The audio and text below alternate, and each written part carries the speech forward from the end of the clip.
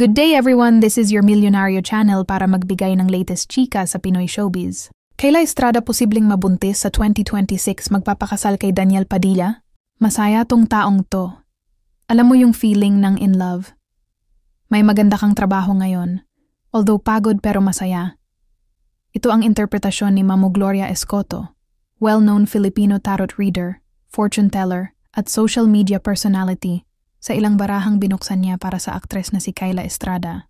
Si Mamu Gloria ay kaibigan ng host at vlogger na si Romel Chica, na madalas niyang hingan ng payo at predictions tungkol sa nangyayari sa mga kilalang celebrities sa pagpapalit ng taon. Sa pagpapatuloy na pagbabasa ng card ni Mamu Gloria tungkol kay Kayla, lumabas sa kanya ang the sun, araw, na ibig sabihin ay anak. At may lumabas ding kasal, hintayin na lang natin. Bago hulaan ni Mamu Gloria, ang aktres ay si Daniel Padilla na wala pang formal na pag-aming sila na nga ay nagulat ang una dahil pareho sila ni DJ nang nilalaman ng kanilang mga baraha. Kontento ito sa buhay niya ngayon.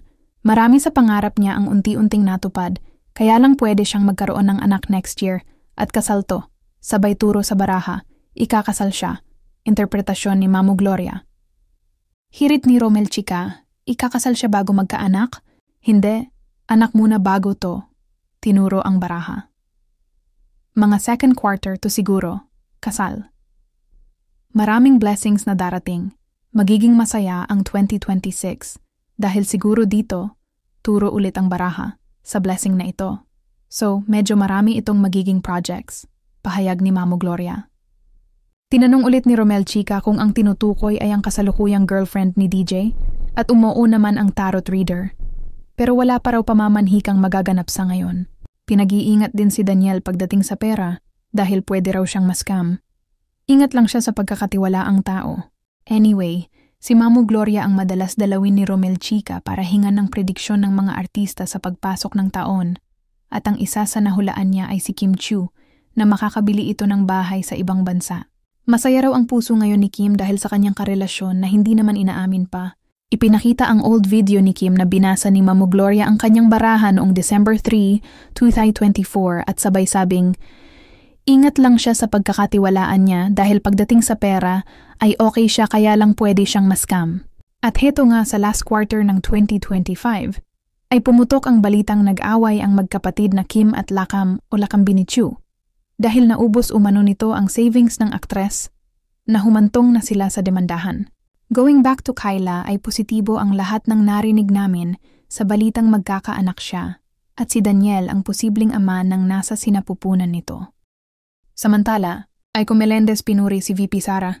US up usapan ngayon sa social media ang mga pahayag ng actress-politician na si Aiko Melendez tungkol kay Vice President Sara Duterte. Isang storytime kasi ang ibinahagi ng Quezon City Councilor sa kanyang Facebook page nitong Huwebes, December 23.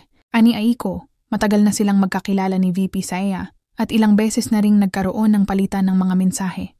Chika pa niya, hangang-hanga siya sa paraan ng pakikitungo ng Vice-Presidente sa mga taong humihingi ng kanyang tulong, makiit man o malaking bagay. Lahad ni Aiko. Matagal na po kaming magkakilala ni Madam Vice President. Sa katunayan, may personal messages po kami.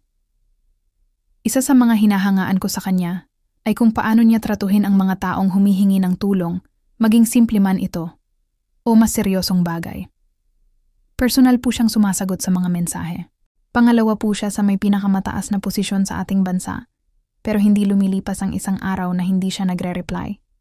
Kahapon, muli niya akong napabilib nag-message po ako at sumagot siya sa loob lamang ng 30 minuto. Alam naman po natin kung gaano siya kabisi, pero ang pagbibigay halaga niya sa isang mensahe ay napakalaking bagay na para sa akin. Alam ni Aiko na kadalasan ay hindi hawak ni VP Sara ang kanyang phone, kaya naman nagtataka at humahanga siya kung paano pa rin siya nasasagot nito.